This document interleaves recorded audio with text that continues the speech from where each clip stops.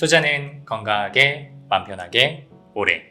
안녕하세요. 케빈 바스만 허정우입니다. 촬영일자 이제 6월 말이에요. 6월 장이 다 끝나는데 여러분들은 올해 이제 벌써 상반기가 다 끝났죠. 주식시장 기준으로. 6월달 그리고 상반기, 2분기, 1분기 이런 주식시장들을 겪어 나가시면서 조금 어떠셨는지 모르겠습니다. 1월 같은 경우는 뭐 바이오도 많이 오르고 밸류업 종목들도 이제 1분기 때 많이 오르고 했던 그런 기억들이 있고, 그래도 2분기에는 조금 반도체 쪽 괜찮게 오르고 AI랑 관련된 여러 가지 그런 파생 테마들을 찾으려고 노력했던 시장이었던 것 같아요. 그래서 뭐 전기, 전력선, 뭐 변압기, 또 뭐죠?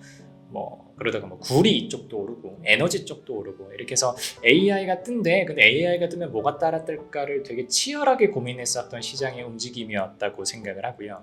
또 난데없이 삼양식품이 올라가면서 이제 제2의 삼양식품을 찾기 위한 그런 움직임들, 갑자기 김이 수출된다라고 하지를 않나, 김밥이 수출된다라고 하지 않나, 그러더니 뭐 메로나가 수출된다라고 하지 않나, 이런 처음에는 그래 처음 몇 개 테마들은 그럴 수 있겠다 싶으면서도 이게 테마가 점점 이렇게 파생이 되어가는 걸 보면서 야, 이게 이렇게까지 갈 일인가 하는 생각들을 하는 그런 상반기를 저는 보냈는데요. 그래서 뭐 반도체를 꽤 많이 담고 있어서 반도체 경기, 그리고 특히 이제 삼성 밸류체인 그런 쪽에 영향을 많이 받는 제 포트폴리오였기는 했지만 AI와 관련해서 변압기 그리고 전선 쪽 테마가 있었어요. 그래서 전선과 관련해서 수강생분들이 한두 분께서만 질문을 주신 게 아니에요. 이게 저도 강의를 참 여러 군데에서 동시에 하다 보니까 그래도 좋은 건 뭐냐면 시장에 평균적으로 어느 쪽으로 관심을 갖고 있구나 하는 게 되게 보일 때가 있어요. 그래서 전선 같은 경우 되게 여러분들께서 질문을 주셨어서 그때 같이 공부하고 막 수주장고 분석하고 했었던 그 기억이 나요. 근데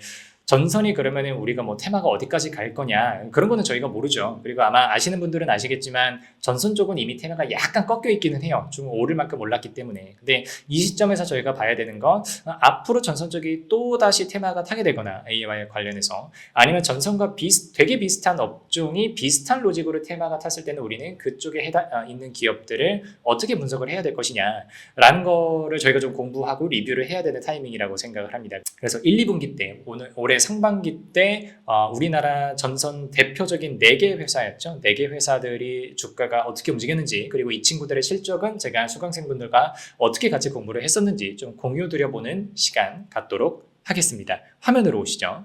네, 먼저 LS전선입니다. LS전선은 지금 비상장 회사고요. 비상장 회사인데 제가 항상 뭘 말씀을 드리냐면, 이런 수주산업들 있죠. 수주산업들은 매출에 비해서 수주잔고 혹은 수주잔고에 비해서 매출이 어느 정도냐라고 말씀을 드려요. 그러니까 수주잔고는 앞으로 날 매출의 누적치라고 보시면 돼요. 지금 매출은 지금 당장 그에 나고 있는 거잖아요. 그럼 저는 수주잔고가 충분히 많다면 지금 우리 회사가 가지고 있는 수주잔고를 기준으로 몇 년치 매출을 땡길 수 있는가, 요거를 따라갈 수 있다라고 생각을 해요. 그래서 2021년도에는 이게 지금 억 원 단위니까 수주잔고가 2조 7천억이 있었어요. 근데 매출이 6조였죠. 그러면은 매출분의 수주자가 0.45배였어요. 그러니까 그때 당시 가지고 있었던 수주잔고로는 한 반년치 매출도 안 나오는 수준이었다는 거예요. 근데 이게 수주잔고가 해마다 지나가면서 2조 7천억에서 3조 2천억, 5조 2천억, 5조 이렇게 따라 올라오면서 어떻게 돼요? 계속해서 올라가고요. 매출은 근데 곤양저냥 비슷하게 해요. 올해 1분기 1조 4천억, 이것도 한 곱하기 4 정도 때려보면은 한 5조 6천억에서 6조 정도 이렇게 충분히 나올 수 있는 그런 숫자잖아요. 그러니까 매출에 비해서 수주잔고 계속해서 쌓이면서 매출분의 수주잔고 요 비율 있죠. 요게 지금 0.45배, 0.5 절반도 안 되던 수준에서 1 가까이 올라왔어요. 0.9까지.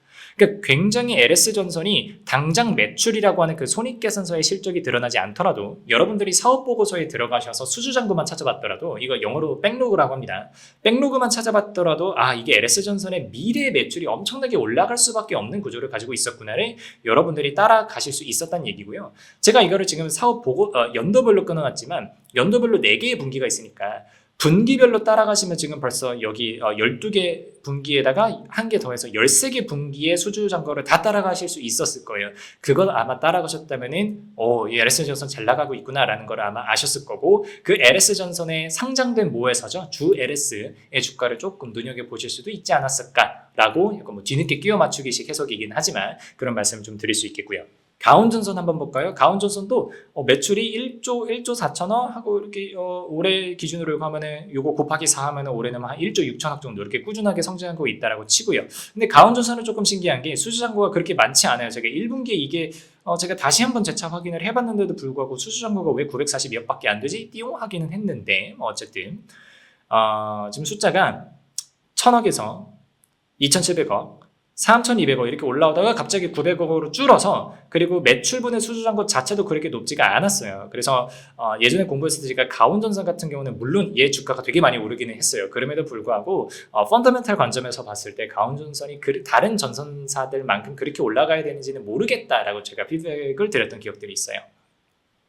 대한전선 한번 볼까요? 대한전선 같은 방식으로 보시면 매출분의 수주잔고가 0.5배에서 한 0.6배 정도 그냥 유지를 하고 있어요. 그러니까 얘도 매출이 늘어나는 건 좋아요. 근데 수주잔고가 매출보다 폭발적으로 늘고 있지는 않으니까 현재 수준보다 더 빠르게 미래 매출이 늘어날 거라고까지는 예측이 안 되는 거죠. 그러니까 고만저만하게 그냥 늘어나는 거예요. 수주잔고 늘어나는 게 기분이 좋기는 하지만 곤양저냥하게 간다는 거죠.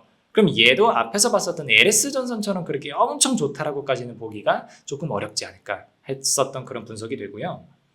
이게 이제 가장 메이저죠. 저는 일진전기 그때 당시 여러 가지 있었어요. 변압기 쪽으로는 지금 현대일렉트릭 꼽기도 하고 했었지만 저는 전선주 중에서는 일진전기가 가장 최고의 테마를 탈 수 있는 가장 최고의 수혜를 볼 수 있는 기업이 아닌가라고 생각을 했어요. 왜냐면 보세요.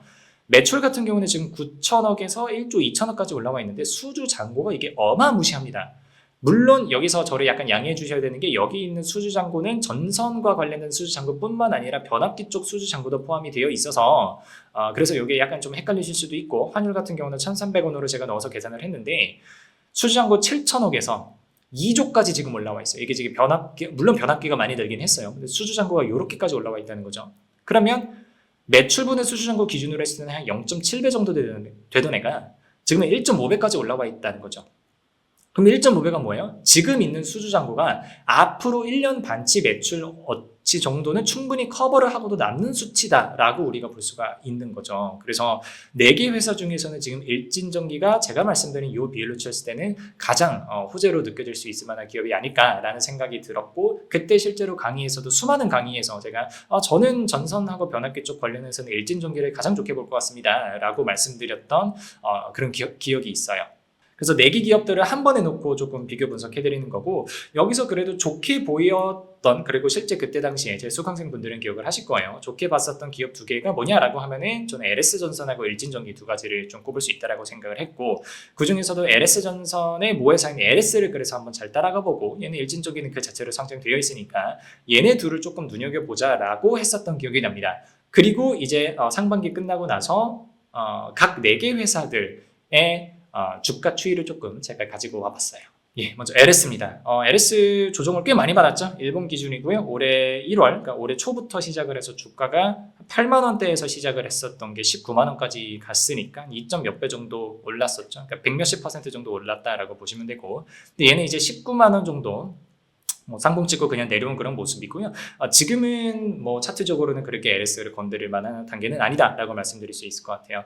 왜 그러냐라고 보면 저는 이렇게 생각을 합니다. LS 전선이 굉장히 좋게 분석이 되었음에도 불구하고 주 LS는 LS 전선만 있는 게 아니라 다양한 계열사들이 또 밑에 들어가 있잖아요. 그런 계열사들의 그런 다양한 현황까지 하이브리드로 합쳐서 분석을 하다 보면 조금 LS 전선 쪽에서의 수혜는 희석되었을 수도 있겠다라는 생각이 들어서 그래서 조정받지 않았나라는 생각이 들고요.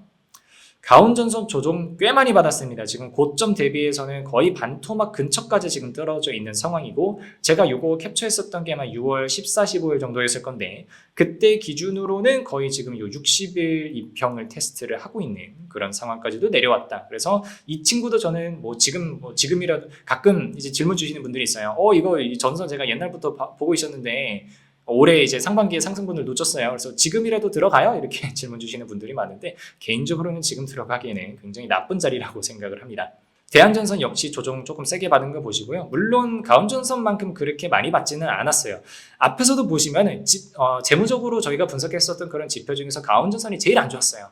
그리고 대한전선이 그 다음으로 안 좋았고 제일 좋은 건 일진전기, 그 다음으로 LS전선을 뽑았었거든요. 그러니까 대한전선도 꽤 많이 조정을 받았는데 가온조선보다는 나은 상황이었으니까 조금 괜찮지 않았을까.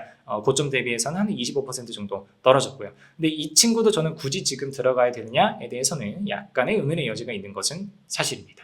그리고 제가 대망의 1픽으로 뽑았었던 일진전기죠. 일진전기 같은 경우는 거의 많이 안 떨어졌어요. 물론 고점 대비해서는 조정을 받기는 했지만 지금 전반적으로 보시면 아직까지도 추세가 그나마 조금 살아있다. 물론 제가 지금 이 자리에서 그리고 이 영상을 통해서 지금이라도 전선 쪽의 테마주로 아예 탑승하셔라라고 절대 말씀드리는 건 아니에요. 충분히 고민하고 신중하게 들어가셔야 되는 지점이지만 그래도 4개 회사 중에서 재무지표가 좋았었던 만큼 가장 주가도 긍정적으로 반응했고 조정을 받아도 그냥 거만저만한 정도였었던 거는 일진전기였다. 라고 말씀드릴 수 있겠습니다. 물론 항상 말씀드리지만 저희가 주가가 다 움직이고 나서 분석을 하는 거는 결국에는 끼워 맞추기식 해석이에요. 제가 그런 것들을 절대 부정할 수는 없지만 그럼에도 불구하고 저희가 2019, 20년도 정도부터 수주잔고와 매출의 비교를 하면서 지표 분석을 해왔었던 거잖아요. 그런 분석들에서 나왔었던 좋은 기업들이 그래도 주가가 가장 꾸준히 오래 가고 있다. 그리고 그런 분석에서 가장 저조한 모습을 보였었던 기업이 올라갔더라도 조정을 받을 때 가장 세게 받았다라고 하는 거는 여러분들이 꼭 전선 관련된 테마뿐만 아니라 뭐 변압기를 하시든 뭐 지금 뭐 요즘 슈퍼사이클이라고 하는 조선업을 하시든 어떤 쪽 섹터가 되시는 여러분들이 조금 유익 있게 가져가셔야 되겠다라는 생각이 듭니다. 저희 수강생분들께서는 꼭 복습하시길 바라고요. 오늘 그 전선 테마와 관련된 정리는 여기까지 드리도록 하겠습니다. 도움이 되었기를 바랐고요. 여기까지 마치겠습니다. 감사합니다.